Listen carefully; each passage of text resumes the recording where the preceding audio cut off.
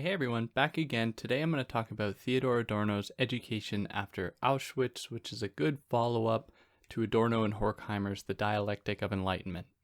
Now before jumping into it, if you want to follow me anywhere other than here, you can find me on Instagram at theory_and_philosophy or on Twitter at David Guignot. If you're new here, welcome, I'm David. I try to explain philosophical texts and ideas in a way that makes them accessible to you. So if you're new, like, share, subscribe, comment. I'd love to hear from you. If you're listening to this on Apple Podcast, please leave 5 stars, leave a review. I read all your reviews and comments. I don't have the time to respond to all of them, but I read them all. So I guess that's good. And if you found this in podcast form, you'll be able to find it on YouTube, where I sometimes release videos. If you found this on YouTube, you'll be able to find it in podcast form anywhere where you get podcasts where there shouldn't be any ads, which would obviously be better. And if you want to help me out, obviously liking, sharing, subscribing helps me out a lot, or you can help me out monetarily via Patreon or PayPal, but obviously no pressure. And yeah, don't waste any more of your time with that stuff. Let's jump into Adorno's Education After Auschwitz. So for Adorno, the primary task of education following Auschwitz is to make sure that Auschwitz does not happen again, or anything that resembles it can happen again. But the problem with putting that into words implies that there's some kind of possibility of a counter-argument, where Adorno just wants this to be so internalized that there is no possibility to present a counter-argument. This should be the only real function of education, is to make sure that Auschwitz and the Holocaust more generally never happens in any form again. But many people do not necessarily see it this way, and might even think that, might diminish the severity of the Holocaust, or, outright deny it, in which case they would, not agree that education's job would be to make sure it does not happen again. So in that case, Adorno feels it necessary to address the people out there who exist that don't actually believe that education should have this function. But the way that Adorno believes that education should oppose everything to do with the Holocaust is that the Holocaust was an absolute example of what he calls barbarism, which, coming out of the dialectic of enlightenment, is meant to convey the sense that enlightenment, despite its promises of so-called civility, of technological prowess, of progression, actually comes with it very negative elements, ones that he equates with a kind of barbarism or a kind of incivility. So, for example, with the Enlightenment and many of the logics that it portends comes the development of new ways to treat people for diseases, comes new technological capacities that make people's lives easier, so on and so forth. But also come more efficient ways to kill people. Also come nuclear bombs, which don't serve any utility other than the promise of ending lives. So insofar as education is, and I think everyone would agree, education is a way to wrest people or take people away from a lack of knowledge, away from ignorance. In that way, it should be just in itself opposed to everything that the Holocaust stood for, everything that kind of even motivated the formation and the crystallization of the Holocaust. But education is not an institution just on its own floating away from the rest of society. So it has to contend with many other elements in society. One of them is nationalism. And nationalism very much eclipses anything that might be kind of gleaned from education to oppose the crystallization of the Holocaust or anything of that sort. Because people feel a very strong affinity for their nation, especially in nationalism, and especially when the nation, at least the idea of the nation, is beginning to wane, is beginning to disappear with the emergence of, international commerce and travel and globalization. The nation doesn't have all that much sway. And so people feel or have a much stronger need to hold on to it and to make sure that it still has relevance and power, which can give birth to very destructive things. So this is just one of the things that education is up against in trying to, foment or trying to develop a way by which to oppose the logic of the Holocaust. But interestingly, Adorno makes this almost an individual project, where he says that education is not really equipped to challenge all of these other systemic factors. Instead, all it can do is kind of hope to seep into people at an individual level to teach them about the mechanisms that encourage the formation of the Holocaust. So in his words, one must come to know the mechanisms that render people capable of such deeds. They must reveal these mechanisms to them.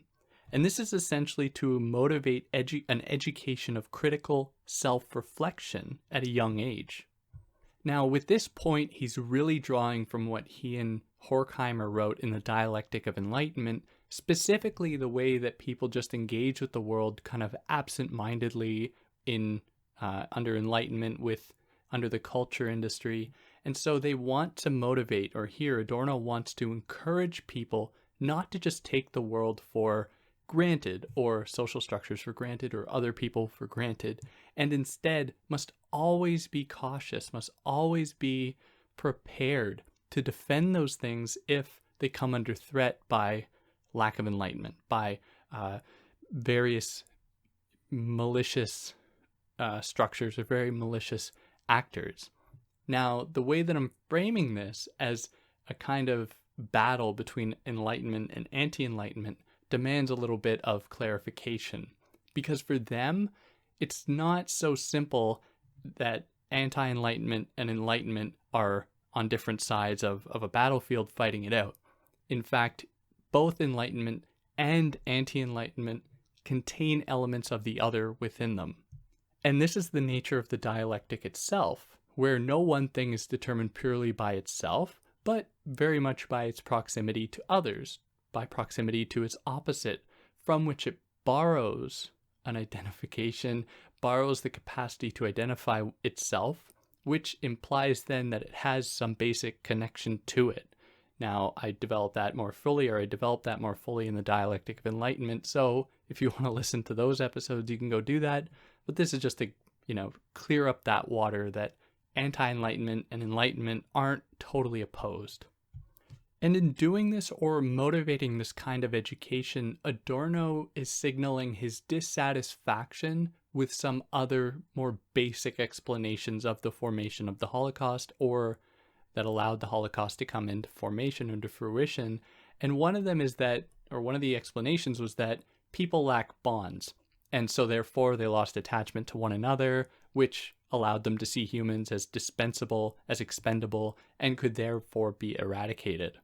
But Adorno is not satisfied with this, and he's really borrowing from Freud to some extent here, but also departing from Freud, in that he recognizes that bonds actually on their own, or without proper critical reflection, might motivate something like the Holocaust, because when people form these bonds, especially a bond formed around hatred, then they can do pretty reprehensible things.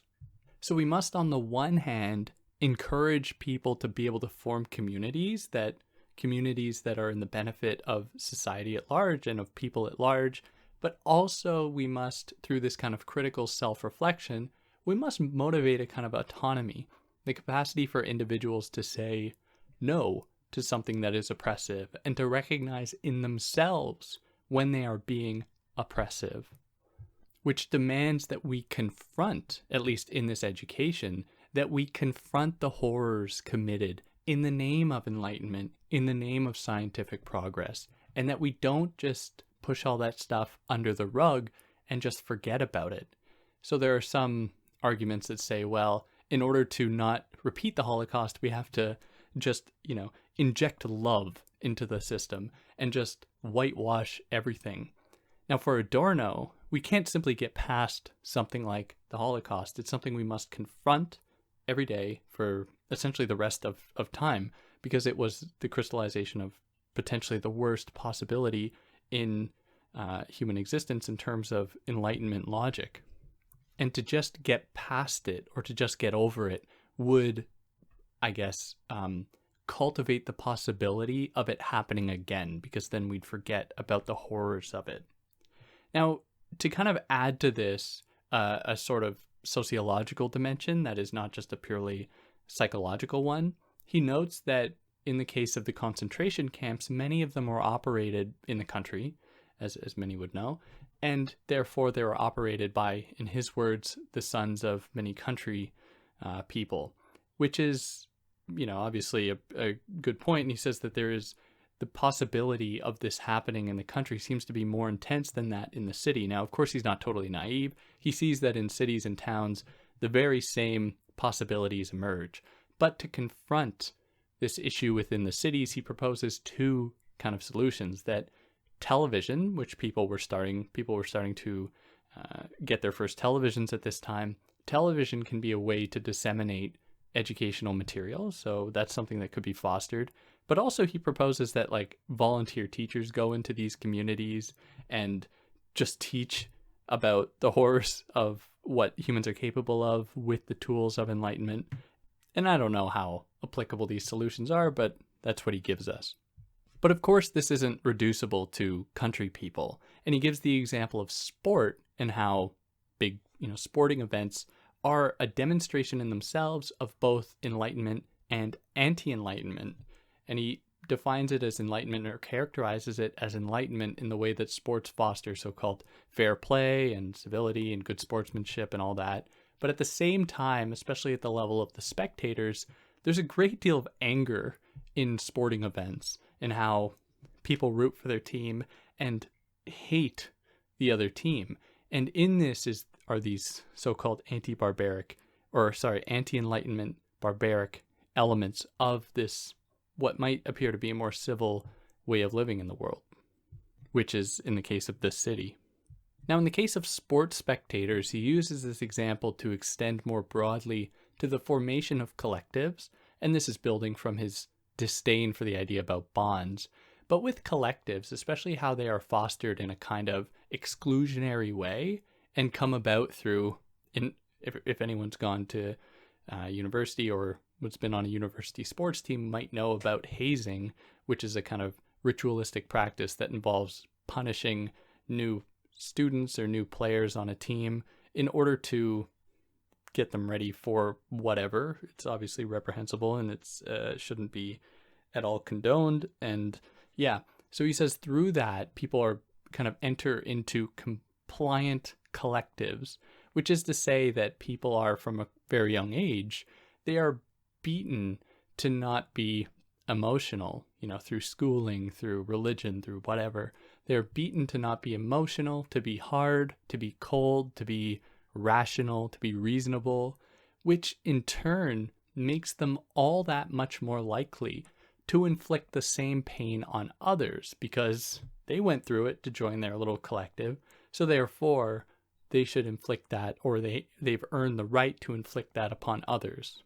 So a proper education for Adorno wouldn't repress people's emotional feelings. They wouldn't repress people's anxieties, because, and he's borrowing from Freud here, many of these kinds of ailments that people suffer with, these kind of moments of emotional distress that schools, businesses, churches beat out of people, are responses to a system that is oppressing them. They are responses to, in kind of Freud's words, a system that is sick. So it's not the human that is sick, it's the system that is sick, that is not fostering the right kind of connections or allowing people to engage at the world in a way that makes sense to them. And through this process forms the possibility, or comes about, or emerges, what he calls the manipulative character, or a kind of person that manipulates. That is, they only see the world as being for themselves, and they will manipulate anyone and anything to attain their place in the world that they feel is right for them. And this person, this manipulative character, suffers from what he calls a reified consciousness, which is a consciousness blinded to all historical past, all insight into one's conditionedness, which is for him to say that it's like a fetishization of oneself, where you see yourself as the kind of center of the world. You forget, of course, all the ways that you've been shaped to think that way through certain capitalist logic, the logic of self-preservation, all of these things, the logic of enlightenment, that make you the center of the universe and position you against everyone else. You forget all that and you take it to be natural, so you don't question it. And that encourages everyone to engage in this way, to participate in a so-called dog-eat-dog world, which just culminates into institutional, systemic violence inflicted upon others by everybody else. Now, this reified consciousness for Adorno risks being even worse or becoming worse with technology, because in very much the same way, technology is detached from any kind of possibility toward what he calls a life of human dignity, and instead technology as a tool becomes a thing in itself and is completely detached from both its history and its use. So he says that in the case of the Holocaust, and I think that he's really spot on about this, there was a kind of compartmentalization occurred that made it so people would only be working on little individual parts of the entire system of the Holocaust. So there'd just be one person operating the train, another person organizing people onto trains, which would take them then to various concentration camps. And he says because of this, each person, just because they forget what or refuse to acknowledge what the technology is used for, then see the technology as being an enterprise and end in itself. So someone is just given the job, organize this train system or set up this train network, and that's going to be your job. And they say, okay, because that's an end in itself. They don't question what this technology is used for or whether it can be used for good.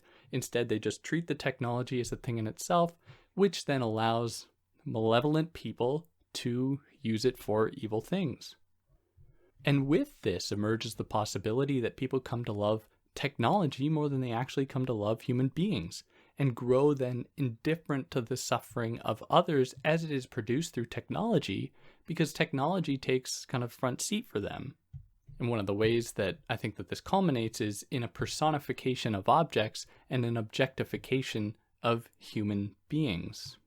And in their coldness, the coldness of people who prefer technology over humans, in that coldness, they develop a bond, and here's that troubling terrain of bonds again, they develop bonds with other unloving people who do not have an attachment to others, but instead only have an attachment to technology. And so it is important to kind of lead an attack against this unloving nature at an individual level, to make people aware of the various structures that form them in this way, to reveal that it's not natural. And this is one of the great tricks of capitalism, is that it teaches people that capitalism is natural, that it is the only way to go about being in the world and all that comes with it, like individuality, like self-preservation, like a move away from community, like generosity. All of these things are treated as being unnatural in the face of capitalism's naturalism, the way that it conveys itself as nature. But again, it would be wrong to just say, we need to teach harmony, or we need to teach love, or force people to love, because of course that can't happen. These structures need to be overhauled in order for that to happen.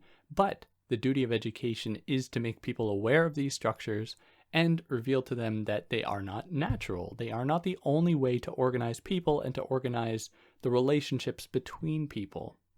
And the kind of last little tidbit that Adorno provides is that people should also be taught about the effectiveness of resistance to power, to oppression, through their being taught about resistance groups. And that more or less covers this short essay. I just felt like it was a good follow-up to the dialectic of enlightenment. So if you haven't listened to those 2 episodes yet, go check that out. You'll probably enjoy it. I hope. It's a real tricky one. But if there's anything about this text that I might have excluded that you think is important, or anything that I got wrong, I'd love to hear about it. And you know how to do that. Again, if you've listened to this on Apple Podcasts, leave 5 stars if you like what I did. Leave a review. If you're listening to this on YouTube or whatever, like, share, comment. I'd love to hear from you. And yeah, catch you next time. Take care.